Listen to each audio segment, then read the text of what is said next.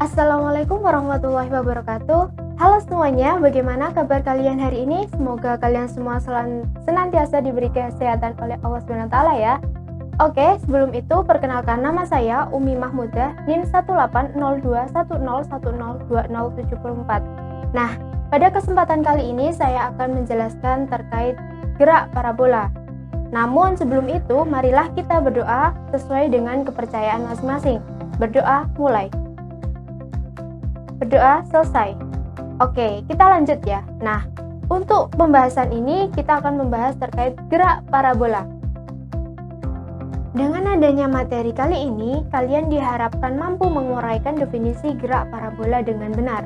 Kemudian dengan materi ini juga kalian mampu menganalisis konsep dasar dari gerak parabola, dan dengan adanya percobaan virtual lab Kemendikbud, kalian mampu menganalisis konsep dasar dari gerak parabola. Nah, dapat dilihat pada gambar di sini. Pada gambar di sini yaitu seseorang yang sedang melakukan permainan bola basket. Nah, pada permainan ini lintasan yang dihasilkan yaitu lengkung. Dapat dilihat pada gambar yang B yaitu ada seseorang yang menendang bola. Nah, bola ditendang itu menghasilkan lintasan yang berbentuk parabola. Nah, dari sini dapat dinyatakan bahwa gerak parabola adalah gerak yang lintasannya berupa garis lengkung atau parabolik. Apa saja faktor-faktor yang mempengaruhi benda melakukan gerak parabola? Yang pertama yaitu benda tersebut bergerak karena ada gaya yang diberikan. Kemudian yang kedua, pada gerak jatuh bebas, benda-benda yang melakukan gerak peluru itu dipengaruhi oleh gravitasi. Nah, besarnya gravitasi yaitu 9,8 meter per second. Kemudian yang ketiga yaitu hambatan atau gesekan udara. Dapat dilihat pada gambar. Nah, dari gambar ini dapat diproyeksikan pada grafik ini. Nah, dari grafik dapat dinyatakan bahwa gerak parabola itu merupakan kombinasi dari GLB pada sumbu X dan GLBB pada sumbu Y.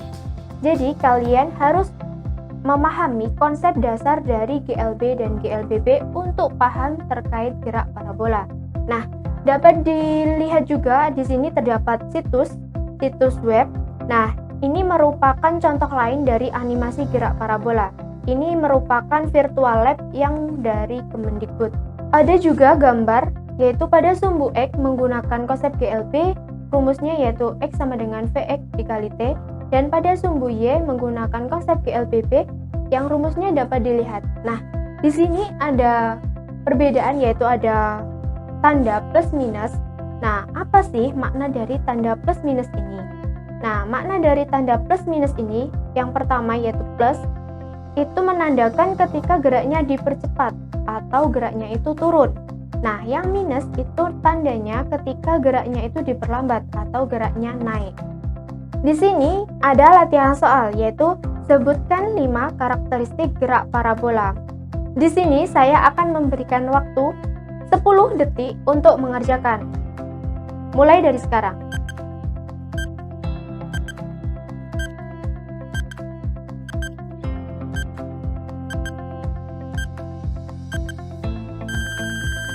Oke, kita lanjut. Nah, di sini untuk soalnya, jawabannya yang pertama yaitu lintasan geraknya itu berbentuk parabola. Kedua, gerak parabola itu merupakan kombinasi dari GLB dan juga GLBB. Yang ketiga, gerak vertikal pada gerak parabola itu tidak dipengaruhi oleh gerak horizontalnya. Yang keempat, hanya percepatan gravitasi yang terjadi dalam gerak parabola.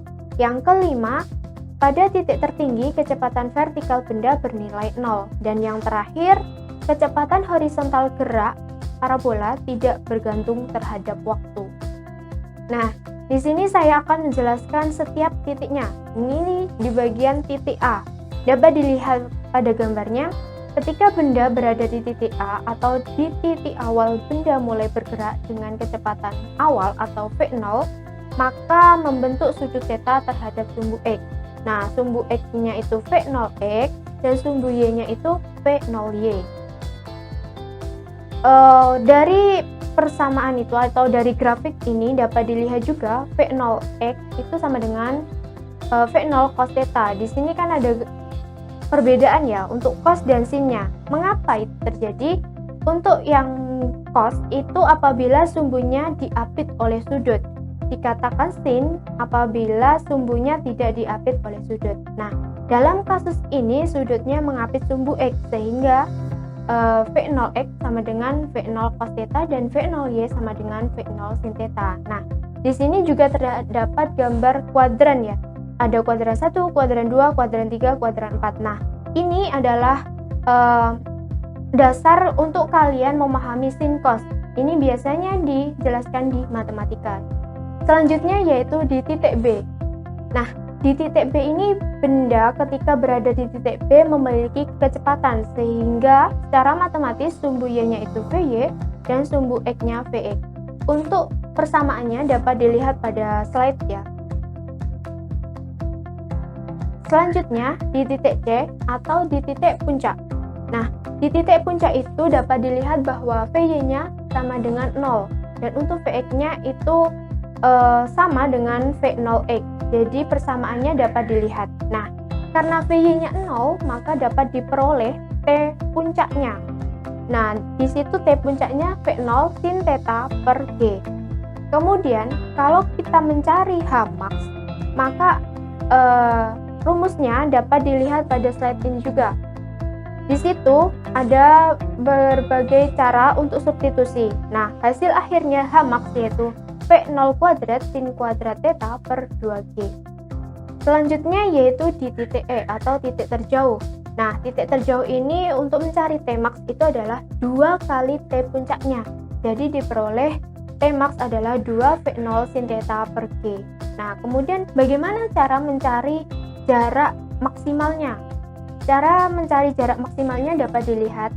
Nah, hasil akhirnya untuk jarak maksimalnya adalah V0 kuadrat sin 2 theta per G. Di sini terdapat latihan soal. Nah, sebuah bola basket dengan massa 27 gram dimasukkan ke ring membentuk sudut elevasi 60 derajat dan kecepatannya 40 meter per second. Tentukan yang pertama waktu yang dibutuhkan untuk sampai di titik tertinggi, kemudian ketinggian maksimum bola basket, yang ketiga waktu untuk sampai di titik jatuh bola basket, dan yang terakhir jarak jatuhnya bola dari titik awal. Nah, bagaimana caranya mengerjakan? Yang pertama yaitu ketika kita mencari waktu atau T puncak, maka kita menggunakan rumus V0 sin theta per G. Nah, dari rumus ini maka kita tinggal memasukkan nilainya, nilai yang diketahui, dan hasilnya dari T puncak itu adalah 2/3 second. Kemudian yang pertanyaan kedua yaitu ketinggian maksimum bola basket. Nah, bagaimana rumusnya? Rumusnya yaitu V0 kuadrat sin kuadrat theta per 2G. Nah, itu untuk nilainya tinggal dimasukkan dan hasil akhirnya yaitu 60 meter.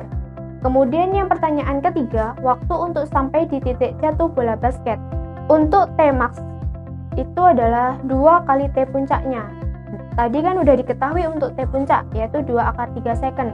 Maka tinggal dikali 2 yaitu hasilnya 4/3 second. Kemudian untuk mencari jarak jatuhnya bola dari titik awal yaitu X max. Untuk rumusnya V0 cos theta dikali T max. Untuk T max-nya sudah diketahui, tinggal dimasukkan yaitu hasil akhirnya 80/3 meter. Nah, itu tadi adalah penjelasan terkait gerak parabola. Semoga video pembelajaran kali ini bermanfaat untuk kalian semua. Dan dari saya, apabila ada kurang dan lebihnya, mohon dimaafkan. Wabillahi taufik wal hidayah. Wassalamualaikum warahmatullahi wabarakatuh.